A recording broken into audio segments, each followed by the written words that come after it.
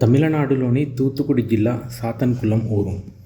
దేశాన్ని కుదిపేసిన తండ్రి కొడుకుల లాకప్ డెత్ కేసు జరిగిన ఊరది. ఆ కేసులో దాదాపు 6 ఏళ్ల తర్వాత మదురై కోర్టు సంచలన తీర్పునిచ్చింది. ఏకంగా 9 మంది పోలీసులకు మరణశిక్ష విధించింది. అది 2020 లాక్డౌన్ సమయం. మొబైల్ షాపును నిర్ణయించిన సమయం కంటే ఎక్కువసేపు నడిపారని తండ్రి కొడుకులను పోలీసులు అరెస్టు చేశారు.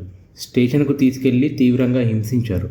పోలీసుల దెబ్బలు తట్టుకోలేక తండ్రి కొడుకులిద్దరూ అక్కడికక్కడే ప్రాణాలు విడిచారు. మన దేశంలో పోలీసు జ్యుడిషియల్ కస్టడీలో మరణాలు ఎన్నో జరుగుతూనే ఉన్నాయి. కానీ ఆయా కేసుల్లో శిక్ష పడటమే చాలా అరుదు.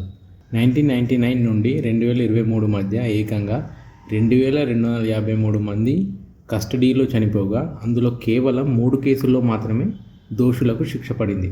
అది కూడా 2017లో.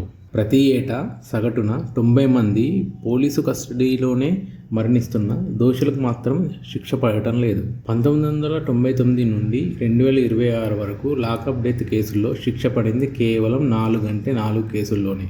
దాదాపు 9 ఏళ్ల తర్వాత 2026లో మరో కేసులో శిక్ష పడింది.